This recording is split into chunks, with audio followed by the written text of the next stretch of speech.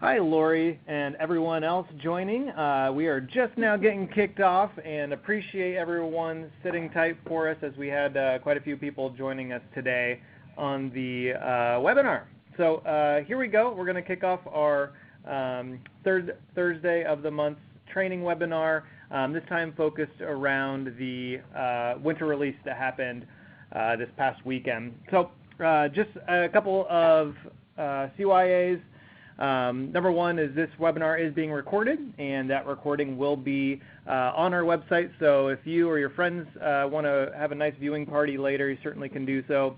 And check out our support website to access this, as well as many other recordings and other webcasts and podcasts that we produce there. My name is Adam Becker. I am the director of our account management team, and join with me today is Kelsey Adams. Kelsey, say hello. Hi, good afternoon, everyone. Thanks for joining us. And if this is your first time joining us for today, you'll recognize that Kelsey will do a majority of the talking, and I will not. But we will go ahead and get ourselves kicked off here today. So, Adam, a few other things to mention just as we get started. You can participate with us throughout the session today by submitting questions, and we'll try to answer those as we're able to while we're still discussing the topic. So take advantage of our chat window there. And stick around to fill out a survey for us at the end of this webinar. We're really interested in making sure that we're presenting relevant content that you find interesting and useful. So give us some feedback there if there's anything you'd like to see, or if there's anything we can follow up with you on after this webinar. Yeah, thanks, Kelson. And definitely take us up on that. This is our time as the account management team to really be able to interact with you. So unlike some other webinars that you may or may not join from us or other companies, which are typically kind of hold your questions to the end, we really do like to make this conversational. So feel free to shoot those questions over, and if we can answer the question, we certainly will right then and there. Cool. So just to remind you of kind of where we're at today, we are on the February 16th date, and a lot has happened over the past even month. And we'll be walking through a lot of the items that got released in the winter release. If you happen to join for the product team's winter release overview, they did a webinar, and if you were on that webinar, you're going to probably find this is going to be a little bit repetitive. And actually, if you've been joining us for our monthly webinars here, you'll probably see that we are going to repeat a couple of these things. And I just wanted to level set a little bit that when we call out these major releases, the winter, spring, so on and so forth, these are really just a chance for the product team to just do some mass communication out there. And what we try to do on our monthly webinars is really make sure that we are hitting these things as soon as they come out. So for those in the audience that like to be kind of most up to date with everything that's happening here, that's the best place to do it. But on a quarterly basis or so, the product team does like to make sure we are communicating out to all customers of what has been released either that past weekend or a lot of times have been released in prior weeks leading up to that. So again, all that to say is the winter or major releases, sometimes a lot of the things that get released have been released for some time out in the wild, and that's just so we're not having a whole bunch of code pile up essentially behind the scenes and have one massive release where we may have way too many things to have to manage. We just like to use these times to communicate exactly what has happened in the past. So stick with us on these monthlies, and you'll kind of be a little bit ahead of the know when it comes to those major releases as well. Yeah, exactly. So while there were over 40 enhancements that we are bundling up and communicating as a part of this winter release with this February 13th date, so as of Monday, some of these have been available, like Adam said, and some of them are going to be new and hopefully really exciting, and so we're excited to share with you a few live examples today. So here you can see that I've just selected 6 items that I'm going to do a little bit of a deeper dive on. I've segmented these right here for document builders, so all users of Octiv, things that can benefit them, as well as template managers, so maybe some administrators or content managers in the account. And we're going to point out some specific featured enhancements and go through some live examples for them. So to get things kicked off, I'm going to start with the first 3 features we're going to review today that are really about enhancing the way that you can communicate using Octiv while emailing your typically recipients, prospects maybe. So one of the ways that we're able to do that now is with recipient suggestions. And what we're looking at here in this image on the screen is our Add People modal. It's what allows us to add a contact to our document. And that's the very first step before we could go through the process of emailing our document out to this recipient. And what you'll notice is in this example, we've started typing A, and a box has popped up for us, starting to display some options for common recipients. So you're going to see there recipients that you've sent documents to in the past. You'd see there users that exist in your account that you're using. And this is all about saving you some time with common recipients and people that you'd like to send a document to. And we'll show you that live here in just a second. Second item relating to email is that we now have the ability to resend emails from Octiv. Previously, you could send an email one time, and then you sort of had to do the follow-up on your own outside of the Octiv system. So we now have the ability to resend emails, and I'm going to take you through an example that shows you what that looks like. And all of this is made more powerful with the ability to templatize email messages. So while I put this under the list of something that will be useful for all of your users, for any admins that we have on the phone today, I want to call out special attention that there are some things that you can do in your account setup to make this easier for your users to take advantage of, and really personalize that communication in a really, really quick way. And to take you through an example of that, I'm going to go into a bit of a demo mode here. And what I'm showing you is the email templates section of my administration tab. And here you can see that I have a number of templates, email templates that have been set up in my account. And I'm just going to use these bottom 3 as an example right now. So these are my new business related email templates. The first one is going to be a standard message. You can actually see it's referenced one time, and I'll show you what that means, but we're using it on one template. So that's going to be the standard email message that I send the first time that I send a document to a prospect. And then I've also created a couple follow-up email messages that make it really easy for my sales reps to come back in and follow up with this prospect. So I've got a first follow-up email and then an email template that they can use when their proposal is about to expire to follow up with that prospect as well. So just to show you how easy it is to make these email templates, I'm going to open one of them up for you here. The first choice I've got at the top is if I'd like this to be a personal template or a shared template so that others in the account can access it. So I've selected shared. And I've given that an internal name that won't actually show up on the email that I send. And then I'm able to choose the template subject. And you may recognize here these double curly brackets in Octiv. That means we're going to be pulling in a variable piece of data, so something that changes each time to really quickly build that document for you. So in my email message, I've addressed this to my recipient by their first name. I've used some proposal expiration date variables throughout this document to let them know that that document is soon going to be expiring. So this is really just a way to create maybe some urgency in this follow-up example email I have here. And then I've created an email signature block for the document owner that's going to quickly populate. And I just want to show you how easy it is to add some of these variables. So I'm just going to place my cursor on the page.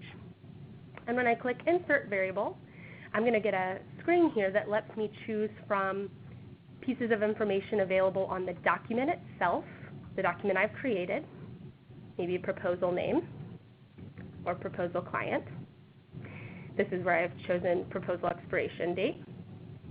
I've got another tab here with recipient variables. So this is going to be pulling from the contact information I have created for the specific recipient I've added to my People tab. So this is what allows me to address this email to a specific person by their first name. And if I'm integrated to a CRM, I'll also have access to the variables in CRM. So if I can, if it would make sense in my email to reference their address or their specific industry or even maybe a product that I'm selling them, I can really quickly automate the email message that we're pulling together based on that variable data. So pretty easy to do that. From the options we have here, I'm just going to click on the variable I'd like to insert, and we'll see that added to my page. Last step is to save, and then we're ready to be able to use this email template. Now, the one thing that I mentioned here is that I'll show you what this one reference means, and that's that this email template is being connected to an actual template in Octiv. So if I open up my sales template, this is my new business template that I use to close new business. In my properties tab, I have an email template field, and it's actually going to let me select from all of the shared templates that I have in my account to associate one to this document, so that anytime someone uses this template to create their new business sales proposal, they'll be partnered or paired with the email template that's appropriate for the delivery of this document. So to show you what that looks like, here's a real-life example. We've just created this sales proposal for Jane. And to send this out through the Octiv system, I'm going to click to add people, and I'm going to send this to Bill Anderson. And there's that recipient fill-in that I talked about. He's a common prospect for me. And when I click submit, that's going to let me move through the process of sending an email. And what you'll notice is that it automatically selected my template for new business sales. That's pulling in that message that I'd like to deliver. What I'm actually seeing here is something we've talked about in previous webinars as a best practice, and that's maybe giving some introductory information about online documents to your recipients when you first send them an email, just letting them know what they're receiving and how they can expect to interact with that. Here I have a few tips about what's included in the document, and I can let them know sort of for their convenience that when they're ready, they'll be able to use the accept button to electronically accept this document. So again, I'll just go ahead and send this email to Bill Anderson, and when I'm finished, my digital business card here is actually giving me a record of that email that I sent to Bill. So I can open that back up at any time and check out the message that went out. Featured enhancement we're talking about here is the ability to now resend emails to Bill right from within the Octiv system. So I'm going to click that send email button again. I can select Bill. And now maybe I'd like to change that template to my first follow-up email. So thanks, Bill. Appreciate the time. I'm really looking forward to our partnership together. Let me know if you have any questions, and I can send that right out from the Octiv system. You'll notice I've got a record of that email sent here. And so we can really, if you envision with me that we're at least giving this prospect a little time to respond and do business with us, that I have some templatized follow-up for this prospect. And I can even come in and remind them maybe when the time gets close that proposal is going to be expiring soon. So this is a really good example, and I think it really puts a great, not necessarily spin out there, but a real life use case, and to articulate that in maybe a little bit different way. So the feature itself is pretty darn simple, right? I can resend emails, or I can even change out the same proposal can be sent out through different emails. But if we think about this in other terms, because one of the things that we are pushing our customers to do, so this is me pushing you guys out there on the other end of this, is to find new use cases where you can take the investment you're already making into Octiv and find other ways to apply it. So I know some of you on the line today work in businesses similar to Octiv, where we have recurring business, where we're going to ask you to renew. Ideally, you'll say yes at the end of every year, the end of every term. So what we do is we want to alert our customers that, hey, your renewal's upcoming here, right? And likely, if we're going to give you a 90-day or a 60-day or a 30-day warning of, hey, your your renewal is coming up, we're doing that through Octiv. We certainly can. And so this would be a good example of, hey, just have 3 different templates, your 30, 60, 90-day out type of renewal paperwork template. And there you go, right? It's one document. You can send that 3 different times, have 3 different messages, but using that for one use case, a great way to speed up and make a little bit more efficient use of your reps' time if they're responsible for getting renewals on that type of business. So again, one simple feature, but can be applied many different ways to save your reps' time. Exactly. And there's a few other things I'll point out just while I've got this screen open, and some of these are really small things that have been released that I just want to call your attention to. So one of them is the ability to remove a person who's been associated as a person to a document. And you're able to do that as long as the signature process hasn't started. When we've identified, when that signer has signed that document, we won't be able to delete them any longer. But you'll be able to use this new trash can icon that you can see in the top right. That was introduced just about a week ago.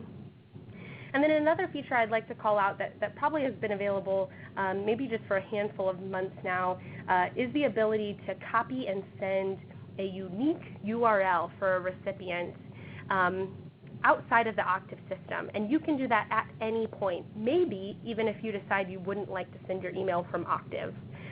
You can find this specific URL at the bottom of the digital business card for your recipient, and that would allow you to take this URL out of the Octiv system, maybe send it in a text message or Gmail, Outlook, whatever your email provider is, to get that to your prospect. So a few things there that can make doing business and working with Octiv to include the right people a little bit easier. All right, moving back to our deck now. This one continues on that thread of including signers with our document and ways that we're making things a little bit easier to see and understand. And in this specific example that I'm going to be showing here, we're talking about our DocuSign workflow that's involving multiple signers. And you can see a little bit of it here on the screen, but what we're doing is really the feature that we've introduced is really just making it a little bit easier to see who's involved with signing a document and surface that information a little bit easier. So if I come back into my demo environment here, you'll see on this document, in my Next Steps tab, I have several people associated with this document. I actually have two signers. Bill Anderson is going to be my first signer, and Sarah Richmond is my second signer. So Bill has signed my document. I can see that with my little green check mark here. We can confirm that in our People tab. We'll see that Signer 1 has signed this document. We're still waiting for Signer 2. And we're surfacing this information up to what we would call here, well, we're looking at the document list view, a list of all of our documents. And now just by selecting that same proposal, I can see in this right-hand panel the signer status of this document. So I can now see that Bill has signed and that there's a pending signature for Sarah Richmond. So this information didn't used to exist on this screen. You just had to go a level deeper to go find that information. So we realized that this is still not the ideal state for being able to see at a quick glance where all of your documents stand, but we're doing something here to bring the visibility up a level. And this new functionality feature, what have you, is probably more applicable even to the sales managers out there. So if you're a sales manager yourself, or maybe you're working with a team of sales reps and want to show a little bit more value to those sales managers, think how many times I have bugged my own team of, hey, where's the signature? Where are we at on this process? Have we gotten that signed yet? Those types of questions. Here's a really, really easy, quick way, because when I'm managing or wanting to understand where maybe a couple different deals are at, the first place I go within Octiv is straight into those documents, so I can go and quickly search for those documents, and now without having to dive all the way into the document and go into tracking, now I can see exactly the status of that. So this one itself, this feature, if you're going to go to your teams after this webinar and say, hey, here's all the new stuff that's happening, this is definitely going to be one I think that the managers out there will really, really appreciate on how to stock their reps a little bit better. Yeah. And again, this specific example we were giving here is involving multiple signatures and that's a workflow that we're able to provide through our partners at DocuSign. And in this specific case, it means that we've got to have both signers sign this document before we ever think of it as accepted. So that's what we're showing here, just making it a little bit easier to see the status of that document being signed. These next two updates I am probably most excited to share with you all. The first one, I'll share two updates here in my slide deck and then take you back in for the last part of the demo here. The first one is about being able to attach a template in Octiv to a test opportunity, and in this case I'll use Salesforce as an example, but we'd be able to take our template that we've been building and connect it to an opportunity, and that lets us maybe turn on or off preview to see how our document will look when it's building. This lets you test things like logic that you've built, sort of smart content, when it will or will not show up, or maybe even tables, smart pricing tables that you're building. I don't know about you guys on the phone, but if I'm working to build a new template, oftentimes I find myself maybe creating document after document just to do some testing and make sure I like the way that that builds with all of my data in it. And this takes away the need for creating multiple documents. So we're now able to connect that template directly to an opportunity for some testing. And the last feature here that I'm going to demo for you is our auto-generated pricing tables. This is awesome. I'm excited to show you this because it means that you don't have to understand source code and HTML to use one of our really powerful tools. And so I'm going to show you what's possible with auto-generated tables. If you couldn't tell, Kelsey's very excited. It's not the easiest thing to get Kelsey excited around here. Oh yeah, that's right.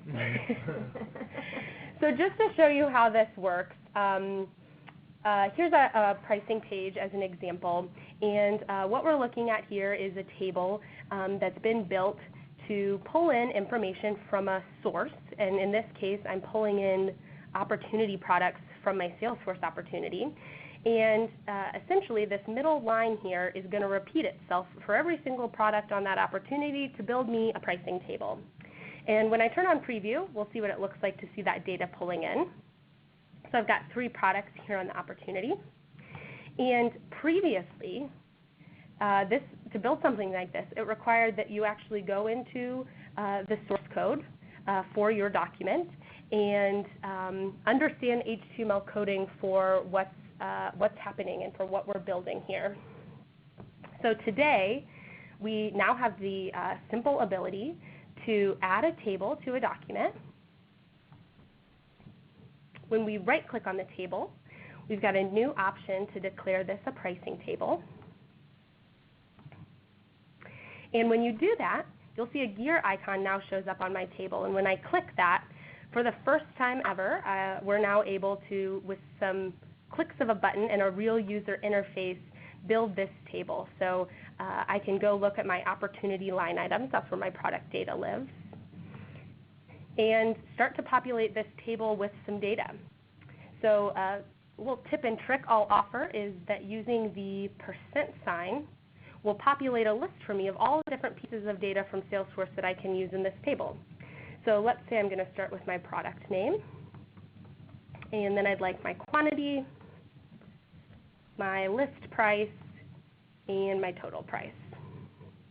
I have probably just right there saved what could have been 5 to 10 minutes of, if I knew what I was doing, going to the right place to get the right pieces to put them in the right order. And then what's really easy is I can right-click on a cell and tell Octiv how to style that. So maybe quantity should be an integer, and maybe my list price, for an example, should be a currency. So we'll bring that in and display that with the appropriate currency. So we've just surfaced the interface to build this here in a way that was never available before, and actually required that you learn some coding to make it happen. So really excited to share those updates with you. I think it brings a whole new level of maintainability to the account for somebody who doesn't have to know code to be able to maintain things. And I knew we just flew through that one, but all this information is available in support, right? Yep. Cool. So octiv.com/support. Go in and you can search for this functionality, and all this is documented there as well. So if you are just really eager to go out there and try it, please do it. Great.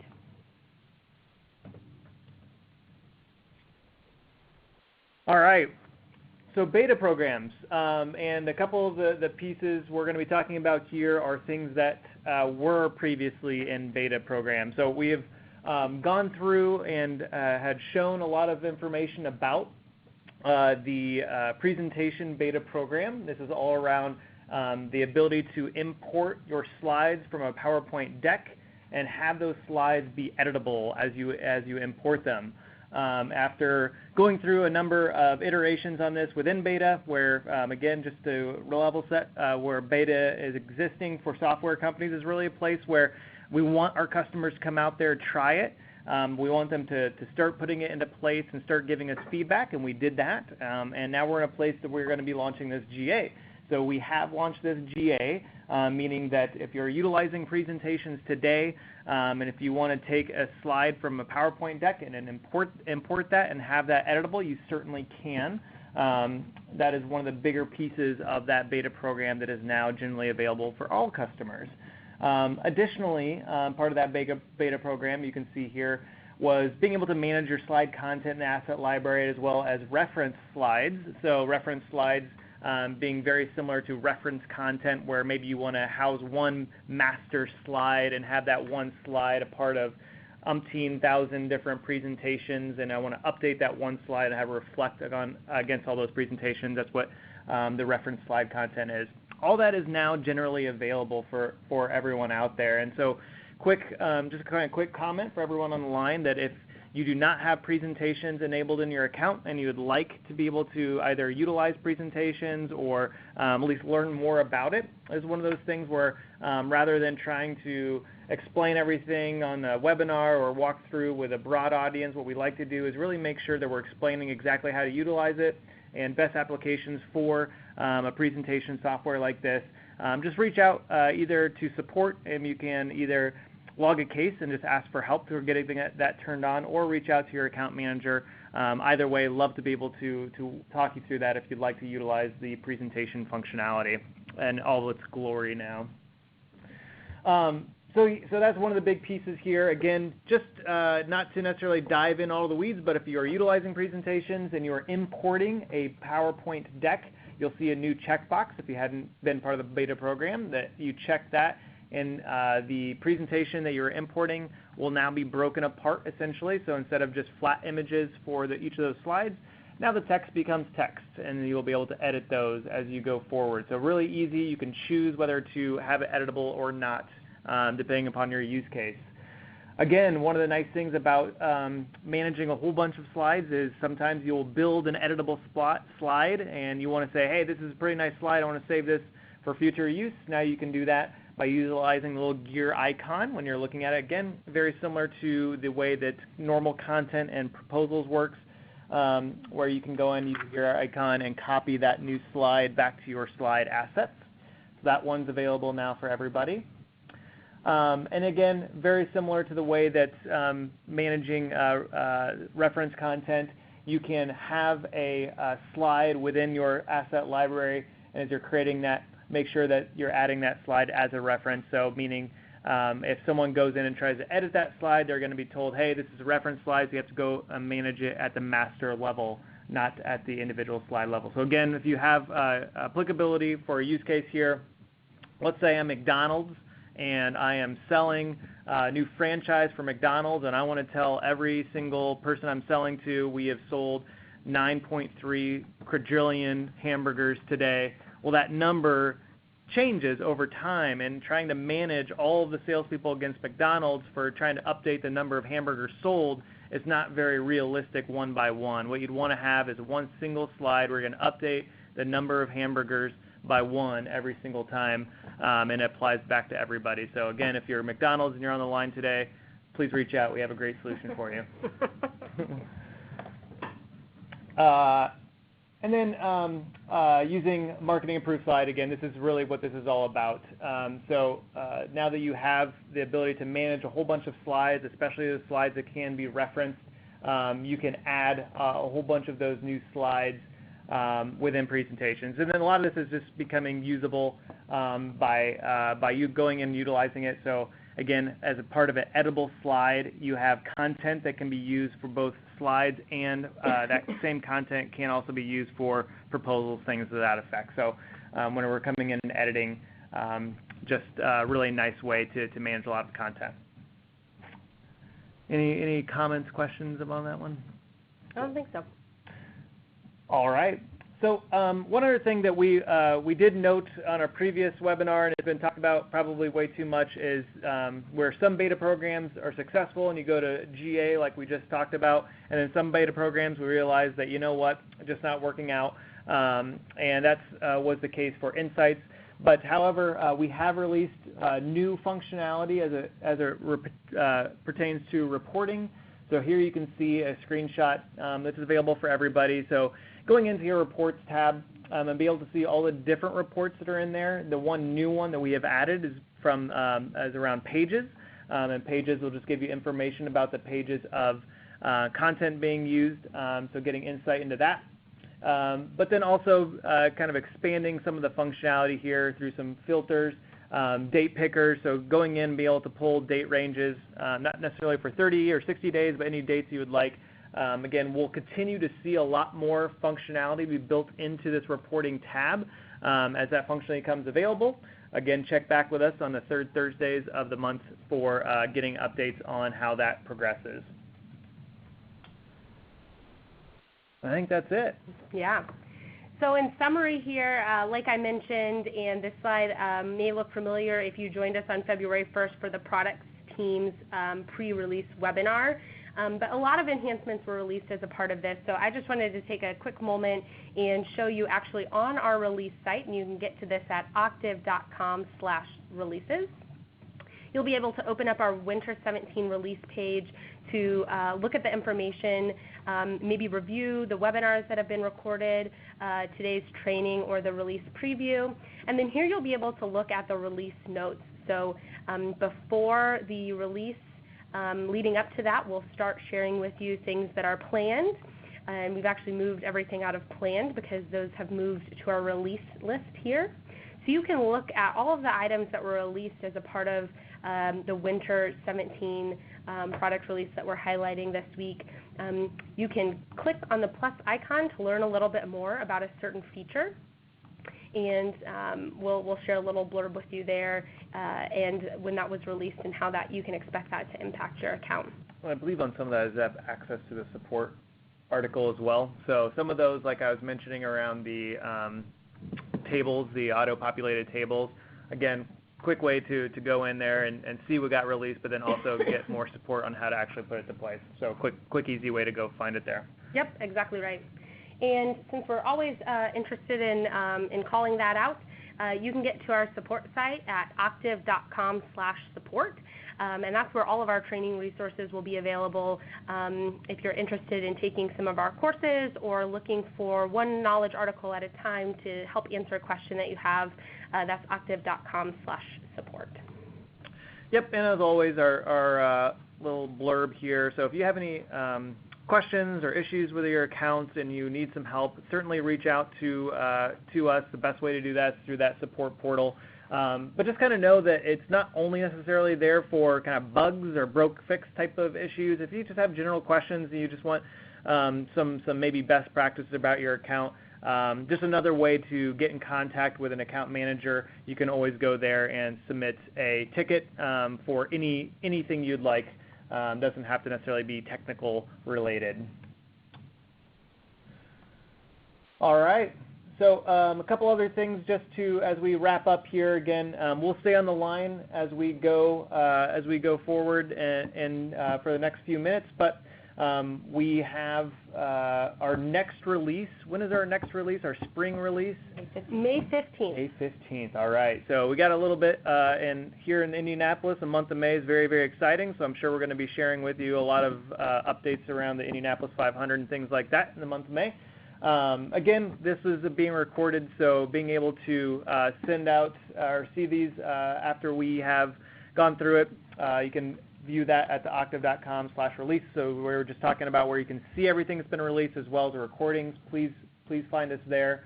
Yeah, the last piece here, do you have this pulled up on the website? This Octiv platform opportunity. This is a cool one for us. So if you are just really bored right now and you want to visit our website, certainly go to octiv.com. We do update this on a regular basis. Our marketing team's doing a great job. And if you frequent it on occasion, you'll see that some of our messaging is starting to change around how to get more value out of the Octiv platform. It's no longer just for sales teams. We're also doing a lot more with different types of workflows, things around HR or, as we were talking about earlier, for account management teams, things to that effect. So we want to hear from you, and that website that we are just talking about is helping us gain interest around what maybe workflows are you, our customers, most interested about? How can we help develop not only software that may be able to be worked and utilized in other areas of the business so you can get more value out of it, but how do we understand how to communicate that value back to you? So we'd love to be able to get some of you to raise your hands and say, hey, you know what, I have maybe some ties into our HR team, and let's say that we want to use maybe part of Octiv for our employee onboarding letters or for other types of contracts that we're sending out the door. So again, utilize this page, the octiv.com/LP. Can you put that into the chat window as well for us? So please fill this out. If you want to have, let us know that you're interested in maybe learning about how to get more value out of the tool. Please let us know. This is great information for us, and it gives us the ability to follow back up with you with more relevant information. And I think, is that our last slide? Yeah, any questions? Any questions? And if not, again, a lot of this has been review for those of you keeping engaged here. As we mentioned, the next major release, which we'll be communicating a lot of what has been released over the last quarter, is going to be on May 15th. And we are going to continue on with what we do here on the third Thursdays of every month. So the third Thursday of next month, join us here. And again, we'll be sending out emails to all of you with updates on exactly when that date is, because I don't know it off the top of my head. Great. It looks like we've got just one question that we've got still unanswered. Thanks for participating with your questions today. And I thought we'd show this one on the screen. So Lori asks, how do you access email resend so that you can potentially select a new template and resend an email? And I'll just show you that one on my screen again. The way that we're able to do that is by opening our People tab, and we'll see a button that says Send Email. Previously, this button would only be available the first time you were going to email someone, so we've got access to that all of the time now. And when I click that Send Email button, I'm able to choose my recipients, and that's where I can see that email template selector that's going to let me choose the template I'd like to use, such as one of my follow-ups. Important to note here is that we've taken the time in advance of getting to this step to set up that template so that it'll populate with the information we need on the go here. So opened up our People tab, and we're using the Send Email button to resend those emails. Great. Any other questions? All righty. Well, we will sit around here, and we'll probably just go on mute. But if you do have any questions, just please let us know. Also, as soon as we end this session, there is a little feedback form. If you'd like to fill that out, let us know how we did, good, bad, or ugly. Just let us know. Thanks, everybody. Bye-bye.